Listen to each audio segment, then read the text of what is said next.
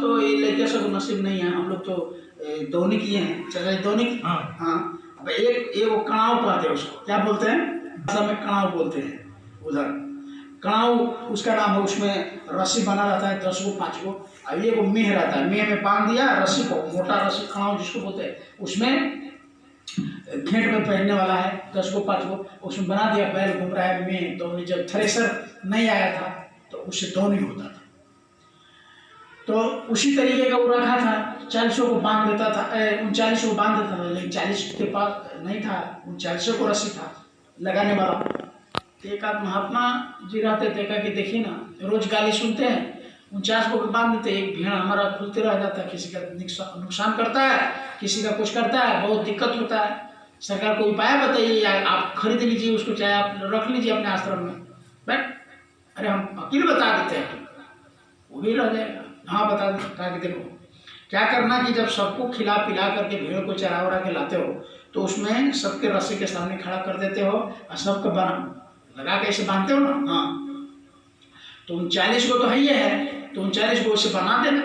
40 को जो छोड़ता है तो उसको भी कान पकड़ कर ले आना, उसे सामने खड़ा करना। ऐसा क्या रस्सी नहीं करेगा तो कैसे बांधेगा? अरे तू बात समझो, 40 को बांध देना और ऊपरों के झूठों के खड़ा कर देना अपने लाइन में, और झूठों के ऐसे ऐसे गर्दनी में ऐसे ऐसे झूठों के कर देना। तो कैसे झूठों कर दे तो भाग जाए? अरे तू करो ना, पहले जुक्ति जो बता रहे हो करो, पहले करके बयान आना। ठीक है दिया, 39 को तो बांध दिया, 40 को ओकरा के कान पकड़ के लिया, ओकरे लाइन में खड़ा करके झूठों के ओकरे लाइन में ऐसे कुछ 2-3 मिनट ऐसे किया बस।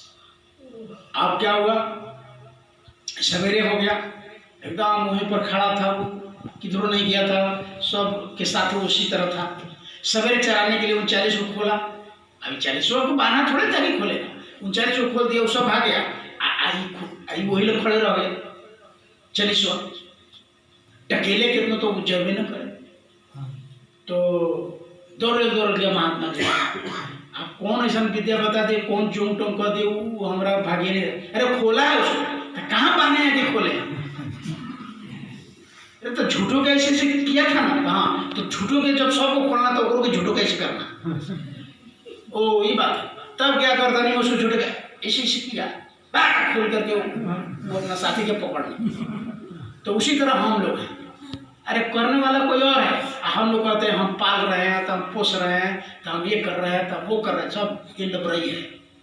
करनार कोई और है, करत रहे दिन रात, वो दिन रात कर रहा है। आप सो जाते हो फिर भी वो जगा रहता है, किसको कितना देना है किसको। एक बार गुरु महाराज को भ्रम हो गया, अभी साधना कर रहे थे नाम दान ले करके, तो गुरु महाराज को भ्रम हो गया। क्या भ्रम हो गया?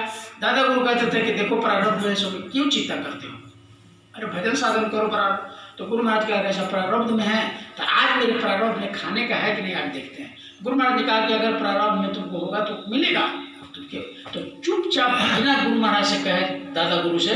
गुरु महाराज चले गए जंगल में, थोड़ा झाड़ी उड़ी शांत में एकांत में जगह चले गए। आप पूजा साधन में बैठ गए, अब बोले कि आज कहीं नहीं मांग, चूंकि गुरु महाराज पहले मांग कर, दादा गुरु का आदेश था कि जाकर के रोटी मांग कर खाना। तो 7 दिन में 7 रोटी गुरु महाराज लेते थे, तो उसी में एक दिन नहीं मांगने गए, कहे कि आज मांगने ही नहीं जाते, देखते हैं कि हम कैसे खाते हैं। जब गुरु महाराज कहते हैं तो अपने गुरु महाराज की बानी है।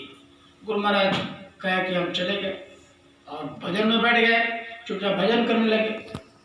क्या जाएंगे ही मांगने, जाएंगे नहीं, देखते हैं कि हमारे प्रारब्ध में भगवान खिलाते हैं कि नहीं खिलाते।